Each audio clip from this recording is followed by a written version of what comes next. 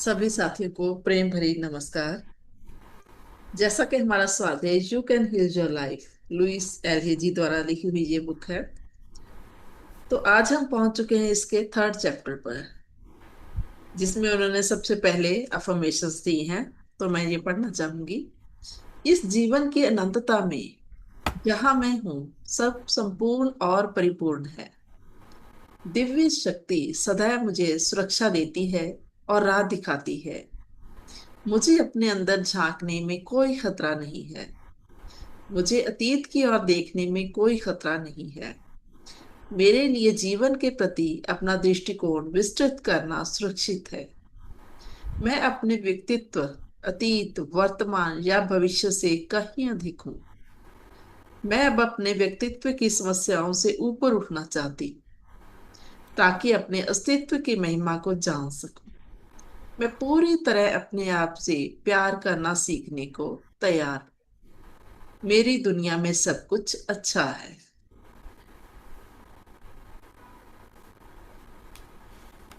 तो अब वो चर्चा कर रही हैं इस चैप्टर में विचार के कहाँ से आते हैं हमारे। वो कहती हैं कि जब हम ये महसूस करते हैं कि हम उतने बेहतर नहीं हैं, तो हम अपने आप से प्रेम नहीं करते। तो वो कहती हैं आइए हम देखते हैं ये विचार आता कहाँ से है कि हम क्यों बेहतर नहीं हैं।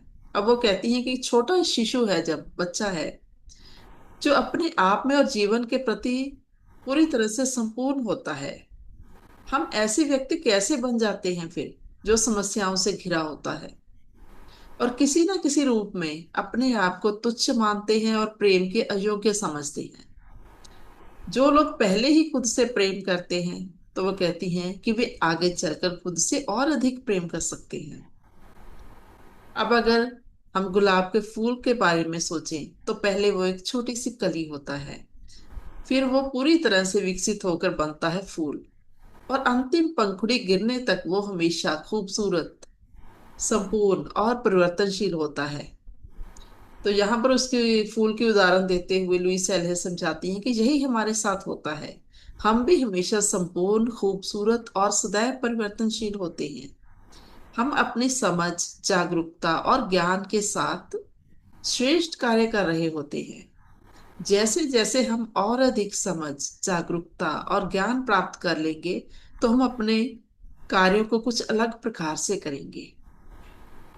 और आगे वो बताती हैं हमारे मानसिक शुद्धिकरण के बारे में, कि अब अपने अतीत के बारे में हम थोड़ा सा परखने की हमें जरूरत है, ताकि हम उन सभी विश्वास पर नजर डाल सके जो हमें चला रहे हैं।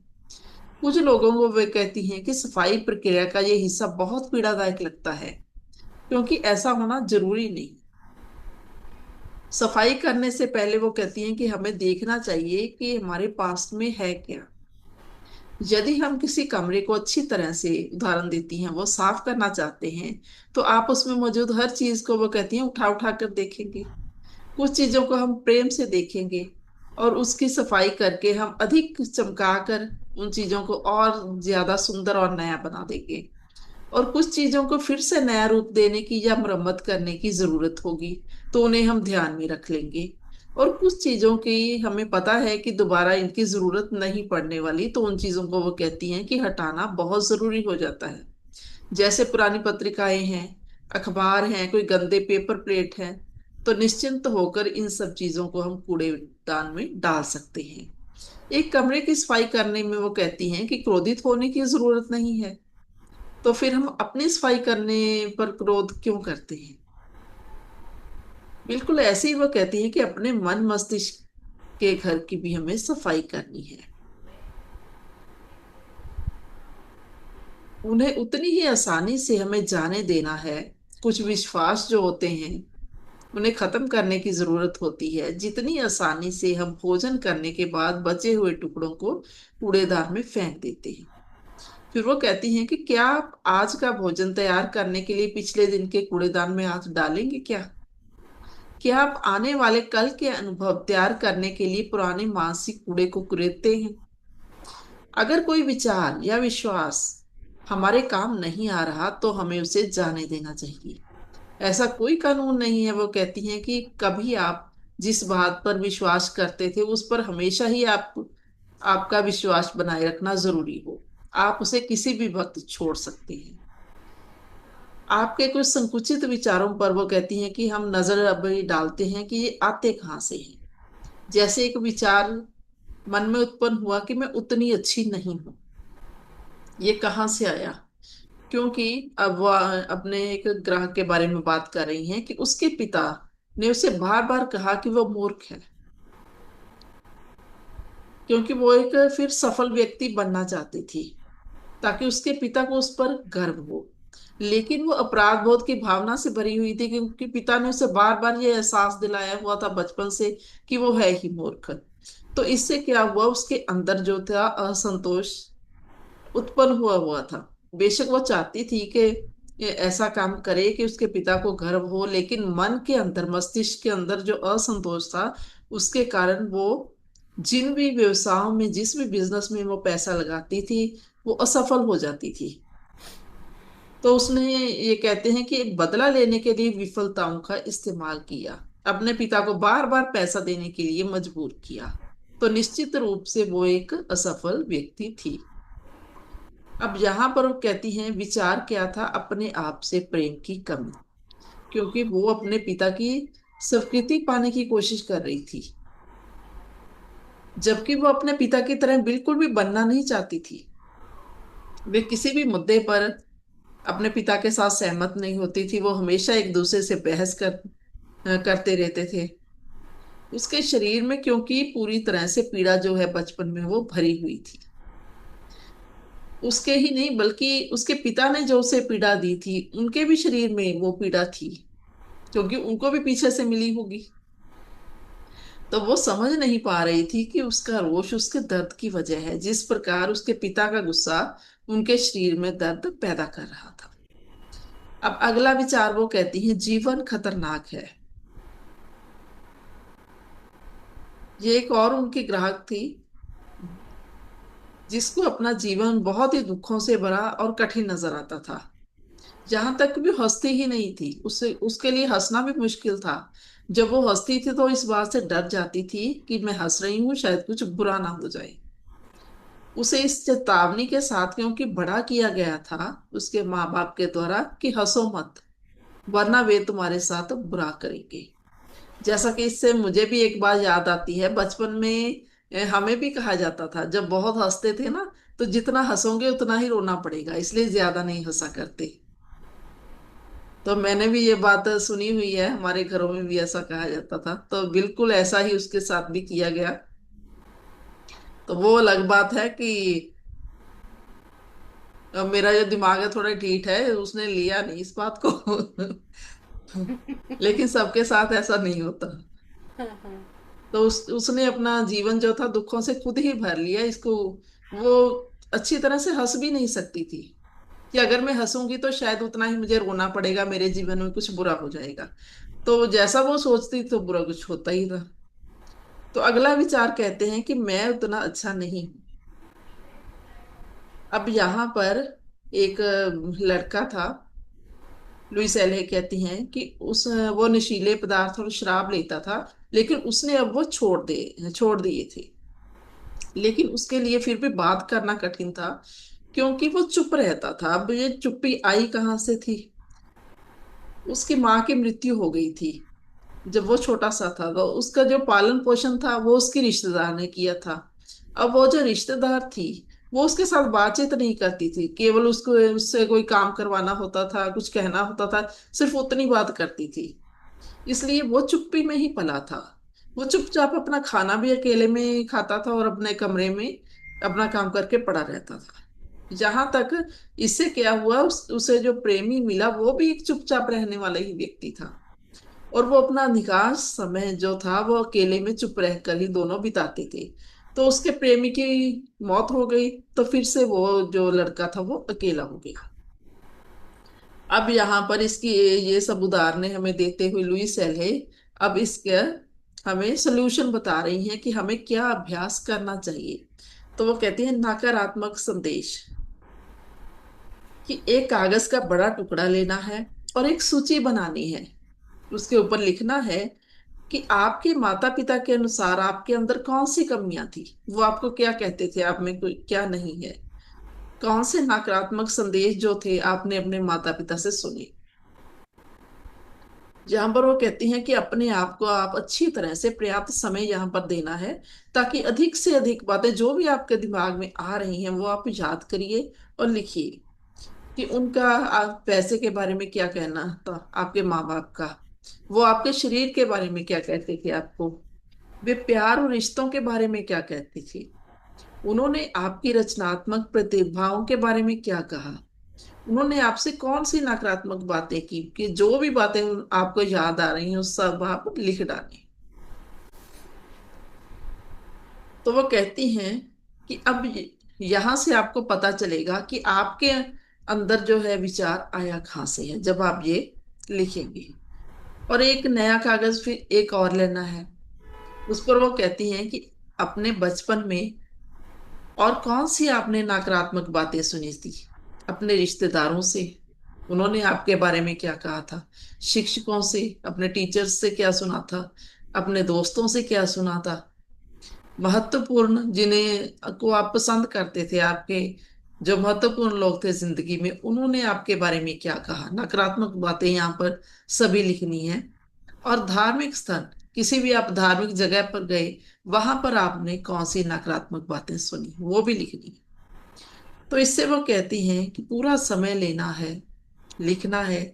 तो अपने शरीर में पनपने वाली भावनाओं पर अब आप जब लिख रहे हैं तो नजर डालते रहना है। कि जब आप कुछ भी लिख रहे हैं तो आपके अंदर कैसी भावनाएं उस वक्त उत्पन्न हो रही हैं, कैसी भावनाएं पैदा हो रही हैं, तो आपको खुद ही समस्या जो है वो पता चलेगी। अब कागज के इन दोनों टुकड़ों पर वो कहती हैं जो भी आपने लिखा है वो ऐसे विचार हैं जो आपको अपने अंदर से हटाने हैं। यही भी विश्वास है जो आपके भीतर मैं उतनी अच्छी नहीं हूं जैसे विचार जो है वो पैदा कर रहे हैं।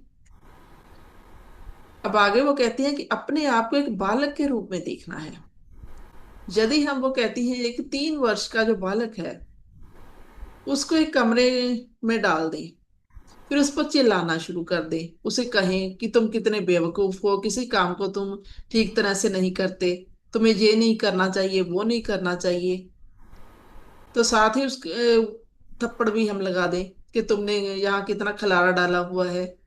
जैसे खिलौने वगैरह से बच्चे खेलते हैं, तुमने वो फैला रखे हैं।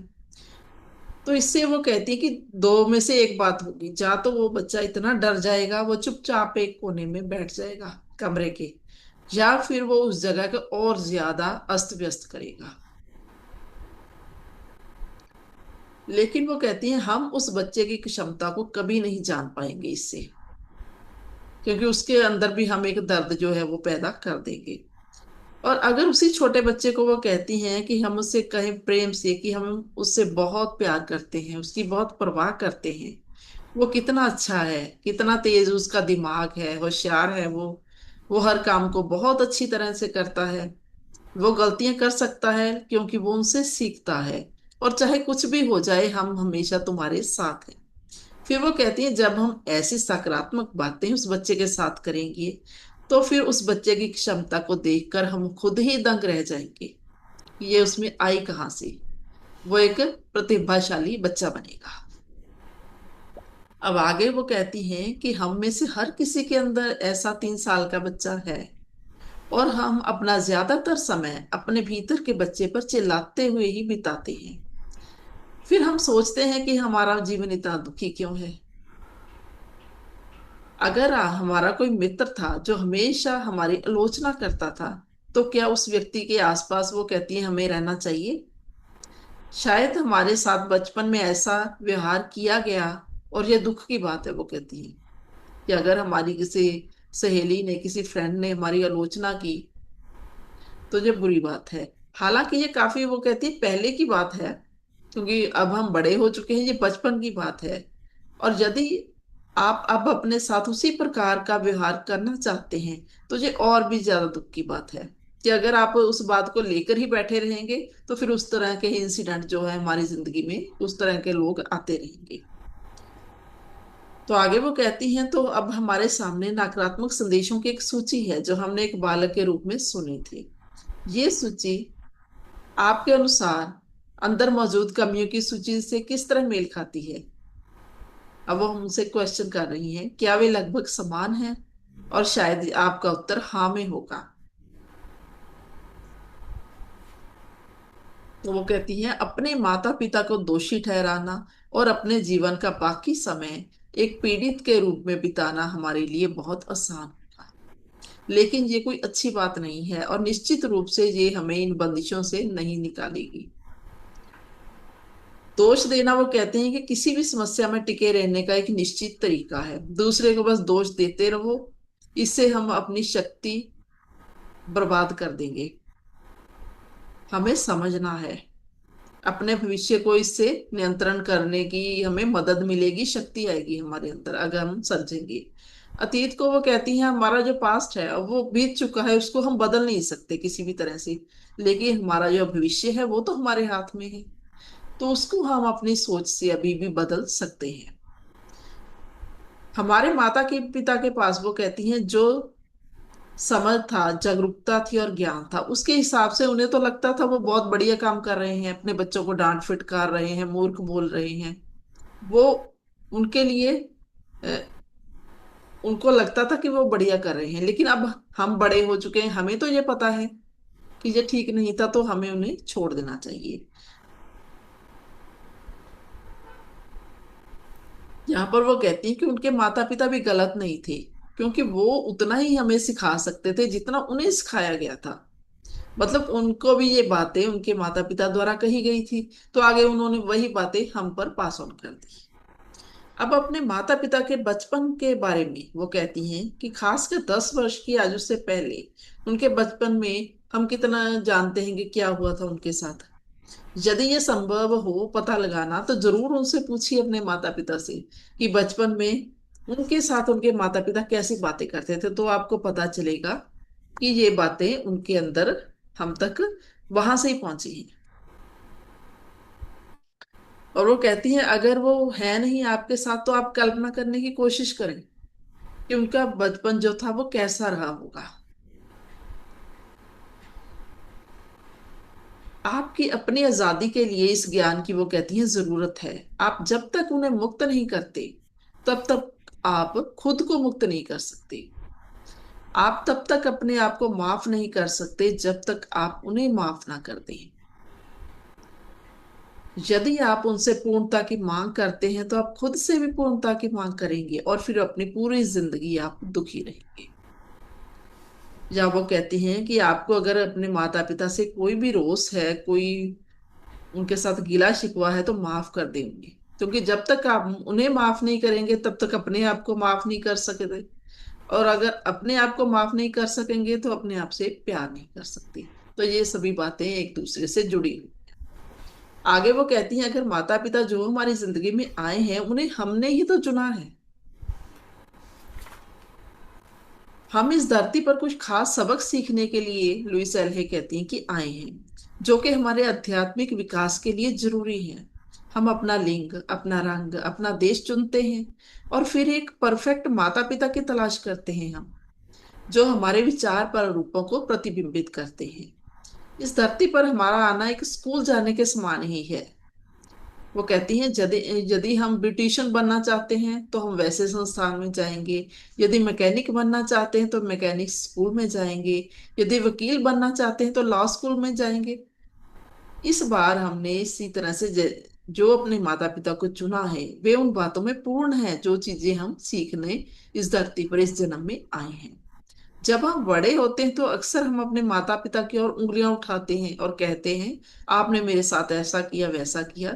लेकिन हमें ये मानना चाहिए कि हमने खुद ही उनको चुना है सबक सीखने के लिए। आगे वो कहती हैं कि जब हम छोटे होते हैं तो हमारे बड़े भाई बहन होते हैं जो हमारे लिए भगवान के समान ही होते हैं। तब यदि वे खुश नहीं थे, तो शायद उन्होंने वह नाराजगी शारीरिक या शाब्दिक रूप से हमारे ऊपर उन्होंने भी निकाल दी। और वो भी हमें कहने लगे कि ये तुम्हारी गलती है, तुम अभी बच्चे हो, ये काम नहीं कर सकते, तुम बहुत बेवकूफ हो, हमारे साथ खेल नहीं सकते।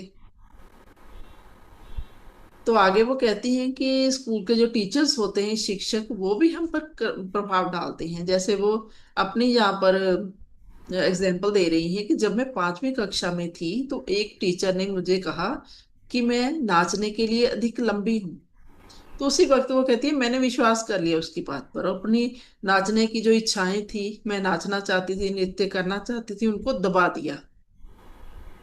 जब तक कि मैं नृत्य में अपना कैरियर बनाने की अपनी आयु पार नहीं कर गई, वो कहती हैं, मेरे दिल में तब भी ये बातें भरी हुई थी। तो जहाँ वो कहते हैं कि क्या आप समझते थे कि परीक्षाएं और ग्रेड केवल ये देखने के लिए थे कि आपको एक निश्चित समय पर कितना ज्ञान था, या आप ऐसे बालक थे जो ऐसी परीक्षाएं और ग्रेडों की मदद से अपना सामर्थ्य आंकते थे। और आगे वो कहती हैं कि हमारे जो शुरुआती मित्र होते हैं, हमारे फ्रेंड्स होते हैं, जीवन के बारे में अपनी गलत जानकारी वो भी हमारे साथ बांटते हैं। स्कूल के बच्चे भी हमें परेशान करते हैं, और ऐसे परेशान भी कर सकते हैं जो कि हमेशा याद रहने वाली हमें चोटें दे सकते हैं। जहाँ लुइस एले कहती हैं कि जब मैं छोटी थी तो मेरा अंतिम नाम था लूने, लेकिन बच्चे मुझे लूनेटिक, जिसको के पागल कहा जाता है, वो कहकर बुलाते थे। और पड़ोसियों का भी वो कहते हैं अब हम पर प्रभाव होता है, क्योंकि हर टिप्पणी, जैसे कि हमारे घर वाले भी अक्सर, ये हमारे साथ खैर होता ही है कि कहा जाता है पड़ोसी क्या सोचेंगे तो बात के बारे में। तो उन दूसरे महत्वपूर्ण लोगों के बारे में सोचिए, वो कहती हैं जिन्होंने आपके बचपन में आपको प्रभावित किया था। और निश्चित रूप से पत्रिकाओं और टेलीविजन पर आने वाले विज्ञापन भी वो कहती हैं कि हम पर प्रभाव डालते हैं। बहुत सारे उत्पाद तो हमें ये महसूस कराते हैं कि अगर हमने इसको इस्तेमाल नहीं की, खरीदा नहीं, तो हम बेकार हैं। तो वो कहती हैं कि हम सब यहाँ पर अपनी शुरुआती संकीर्णताओं से आगे बढ़ने के लिए हैं। हम यहाँ पर अपनी भव्यता और दिव्यता को पहचानने के लिए है। चाहे उन्होंने हमसे जो भी कहा, हमें अपने नकारात्मक विचारों पर काबू पाना है, और सकारात्मक विचार हैं वो पैदा करने हैं। तो ये था साथियों हमारा आज का चैप्टर, बहुत ही सुंदर। यहाँ लास्ट में मुझे एक अफर्मेशन याद आ रही है, बहुत ही सुंदर, जो कि बहुत पावरफुल है, कि आई एम पावरफुल सोल। कि इसको अगर हम ज्यादा से ज्यादा दोहराएंगे तो इससे ये एक मंत्रा की तरह काम करती है। इसको आई भी एम आप लोग कर पावरफुल। सकते हैं। बहुत बहुत बहुत शुक्रिया, आपने मुझे सुना। बहुत सुंदर टॉपिक है, बहुत ही हमारे अंदर लेने के लिए, ऊपर इसका विचार करने के लिए। बहुत इसमें सुंदर, बहुत अच्छा टॉपिक है, बहुत बढ़िया। Thank you Sarjeet ma'am, thank you. हाँ जी मंजू मैम, आप। बहुत आनंद आया, यानी सुनने के मतलब यह है कि हमें बहुत सारी सीख मिली है इससे। बिल्कुल। बहुत अच्छा टॉपिक था। और ऐसे लगता था कि और सुने, क्या क्या सुना रहे हैं, क्या उनके विचार है, जो उनके साथ हुआ है वो पूरा डिटेल में अपने को बता रही है कि मेरे साथ ऐसा हुआ, कि आप ऐसा सोचो, ऐसा विचार करो और ऐसे बनो। सुंदर टॉपिक था। Thank you, thank you, thank you. अच्छा लगा, बहुत अच्छा लगा।